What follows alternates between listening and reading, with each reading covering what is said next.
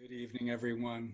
It's so nice to be with you all and see you all in your small little rectangles, but together nonetheless. Um, I'm really happy to sit zazen this evening, and I feel like this week has been particularly trying for me, emotionally, somehow just kind of a difficult week, and I feel I'm not alone in that from my my asking around or unsolicited expressions of my friends, West Coast, East Coast, Gulf Coast, all uh, feeling particularly stressed at this time. And I've found that Zazen has really offered, such a strong balm to this. And maybe when we first come to practice, that might be what we're looking for, that that salve, that medicine to treat or fix, something that's perceived to be out of place with ourselves. And then as we practice for a bit, uh, maybe we have the opportunity to see that zazen is much, much larger than that. It can hold even more than that. And that's not to say that we can't just sit for a little medicine for ourselves when we need to. And these times, I've personally felt like really merited starting Ango a little early, maybe practicing a little bit more to sort of meet, the realities of this world we're living in at this time. And the zazen, what it does, I feel, is offers us a space to experience things as they are, or as Fugan said in his talk, to just open our hand, open the hand of experience to allow for a little more space, and that coming back again and again in zazen allows us to do that. So Enki Oroshi recently encouraged me in a koan that I was struggling with. She said, give a talk on it, give a talk on, this koan that you're struggling in. It's good to clarify things with a talk if you're unsure. So while I'm not going to give a talk on that koan, I think I do want to clarify something. And the thing I'm struggling with lately is this idea of cultivating a mind of not knowing. And so when I first heard that phrase, and it was probably in Zen Mind, Beginner's Mind, and so many of us have read it, but it goes, roughly in the beginner's mind, there are, myriad possibilities. And in the expert's mind, precious few. It really shook me. I was struck by that phrase, as many a Zen phrase can do. But it made me really look at, when am I stuck in knowing? Like, when do I get caught up because I know? And, I've really been struggling with it lately, largely because I'm right most of the time. So it's difficult to cultivate a mind of not knowing when you're right.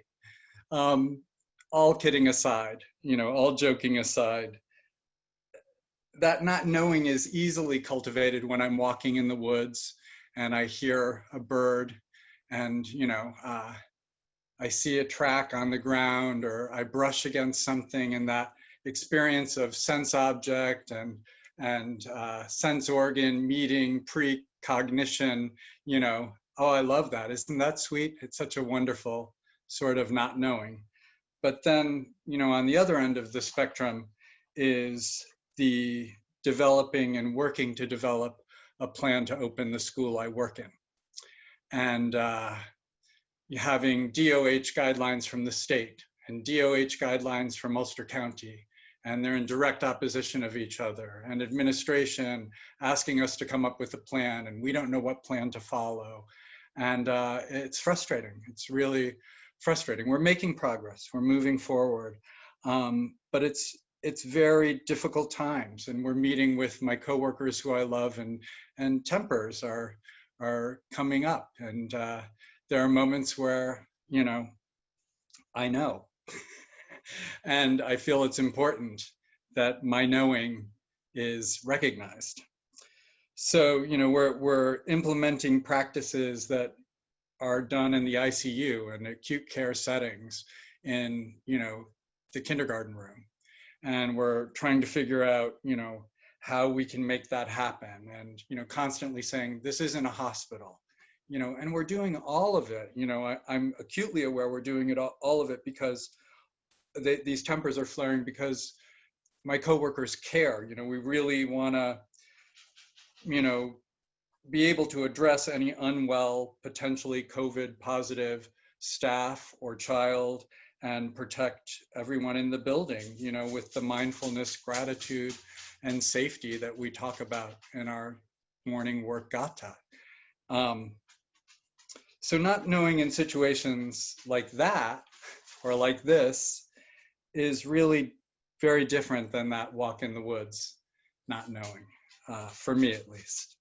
And, I feel like sometimes my ideas are falling on deaf ears, and that if I release my grip on knowing, there could be disastrous outcomes. So when do I put my foot down and when do I capitulate to, thusness? It's hard to know. So in February, our president, in one of 18 interviews with Bob Woodward, related that he recognized the severity of the coming pandemic, that he knew it to be 5 times worse than the most virulent flu strain. However, per this president, in an effort to ensure calm and keep the peace, he played it down, reiterated again and again that we have it under control, that the summer temps would make it disappear, that there would be around 15 cases and it would magically go away. He knew. He was aware of the catastrophe that was very likely about to unfold. He knew before many of us that the virus was airborne. He knew this all because of a call from President Xi Jinping, who warned us of the virulence of the pathogen and the measures that would need to be taken to ensure minimal loss of life. It is estimated by many accounts, the Columbia study being the one I'm really looking at, that 36,000 lives could have been saved in this country if we mandated mask wearing and sheltered in place 1 week earlier than we did. 2 weeks is even more horrifying. The same research states that had we worn, universal mask wearing, there'd be a 20% decrease in infection rate, basically.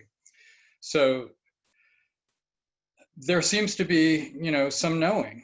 There seems to be knowing that sentient being lives could be saved. Those beings, are our Sangha's family members, our family members, our coworkers.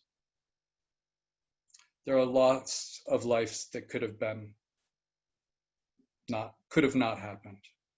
And it's all due to an unknowing or a making unknown something that's known. And as we're only a week away from the 15th celebration or anniversary rather of 9/11, if we look at the, loss, and we're soon to be 200,000 if we're not there yet, that's 66 9/11s. 9/11, 66 times over. So, and there's those who continually state that this is a hoax, while it's being fanned, the flames are being fanned by irresponsibility.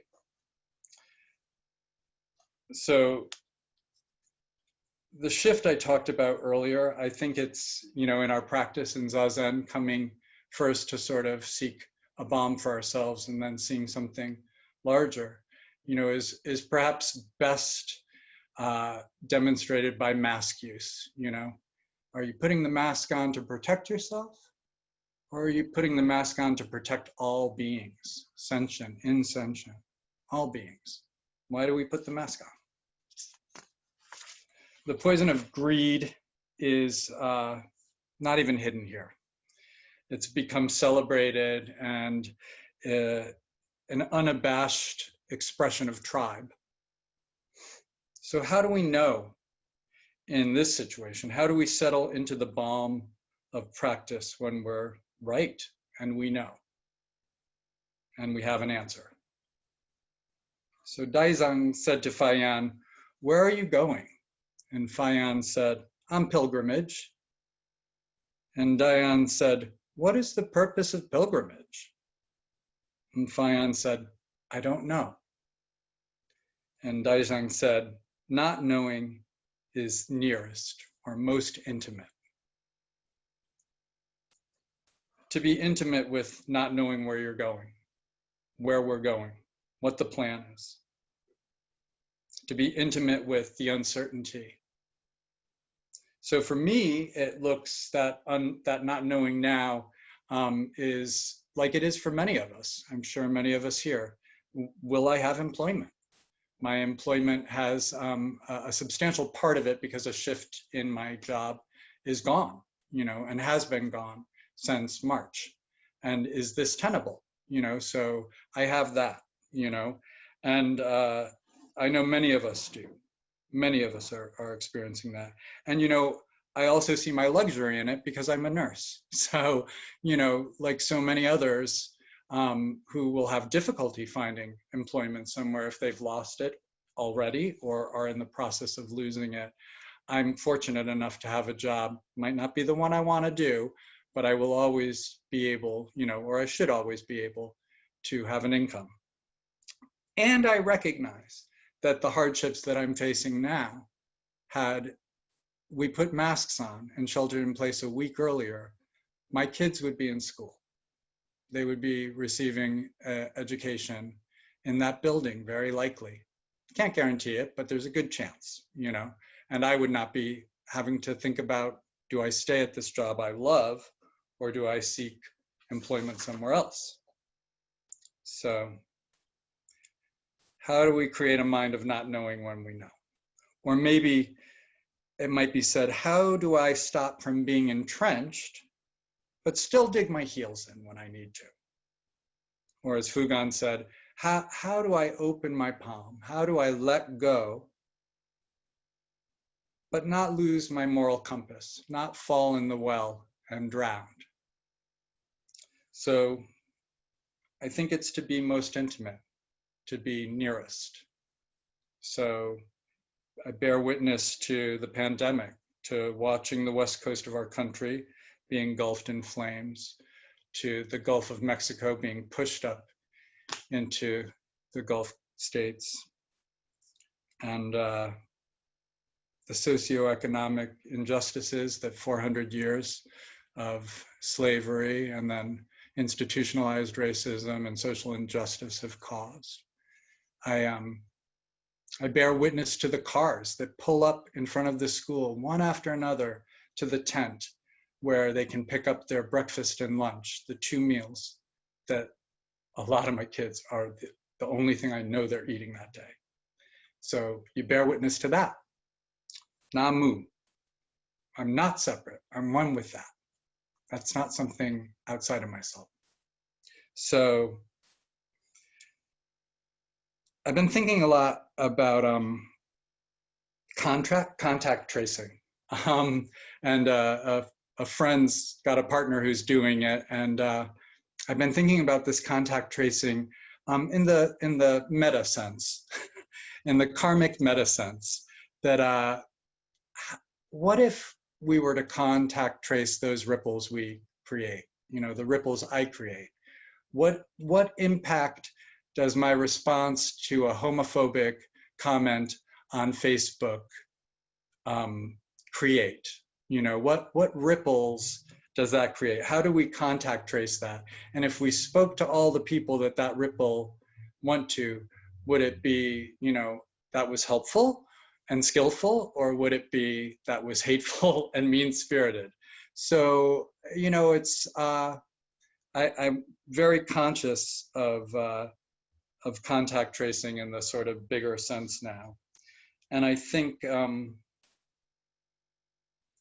what it's made me think about is how to be intimate with what I'm saying, how to be aware and how to respond. And so I was thinking about intimacy, it's like underwear. If we're truly intimate, you kind of forget about your underwear. It's just under your clothes and you're moving around with it. And in that space, if we're intimate like that, where we forget that we're being intimate, that we're not aware we're being intimate, I think then we have the ability to make a good choice about what ripples we're going to create. So, you know, those ripples, if we want to, can be tsunamis. You know, they can be big, big, big ripples, if that's the appropriate ripple to make. Or maybe the ripple to make is no ripple, you know, knowing that no ripple is a ripple. So we're on pilgrimage. We're on pilgrimage. And we're going to make ripples. And we're going to be affected by ripples. And to reside in a state of not knowing, you know, could really, Nanquan in the commentary on the koan says you can fall into a state of indifference, you know. You can play things down. You can roll your eyes back in your head, you know, eyes back, you know, roll back in the head practice. Or on the other end of it, he cautions us that holding so tightly, you know, you can be equally as blind as having your eyes rolled back in your head, you know. So I think the not knowing that he's referring to in this is a not knowing, you know, that is about our precepts. It's, you know, really about our practice. It's steeped in zazen. It's that type of not knowing, not grasping, not falling, you know, into utter capitulation, knowing where you stand and being open. You know, we call it zazen, seated mind. You know, it makes me think like, take a load off, sit down, take a load off, you know, stop carrying all of that, take a load off, you know, and then we're open, you know, and we can be open and responsive. So it's definitely not the precognitive sound of the cicadas before I think, cicadas, or a breeze before I think, breeze. It's not that. It's, you know, it's something that requires us to really lean into our practice, you know, 100%. And I feel like I'm supposed to end. This is my, you know, my true confession. I always feel Dharma talks are supposed to end brilliantly, and so many people do it so well. And so I struggle. Like, what am I supposed to say? Like, how do you pull it all together in the end? What, you know, witty thing is there to do it? So I found this poem that it's definitely not Basho. It's by James W. Foley, and not the reporter who was killed in Syria, I think 2018, beheaded, but also a journalist and also a writer of his own. And he was from the 1800s, and he was North Dakota's poet laureate, published in the Times and the Saturday Evening Post. And I'm only going to give you a small portion of the full poem, but this was written, I think, in 1888. So, drop a pebble in water, just a splash, and it is gone. But there's 100 ripples circling on and on and on, spreading from the center, flowing on out to the sea. And there is no way of telling where the end is going to be. Drop a pebble in the water. In a minute, you forget. But there's little waves a-flowing, and there's ripples circling yet. And those little waves a-flowing to a great big wave have grown. You've disturbed a mighty river just by dropping in a stone. So sit a little zazen before you drop your stone. That would be my recommendation. Thank you.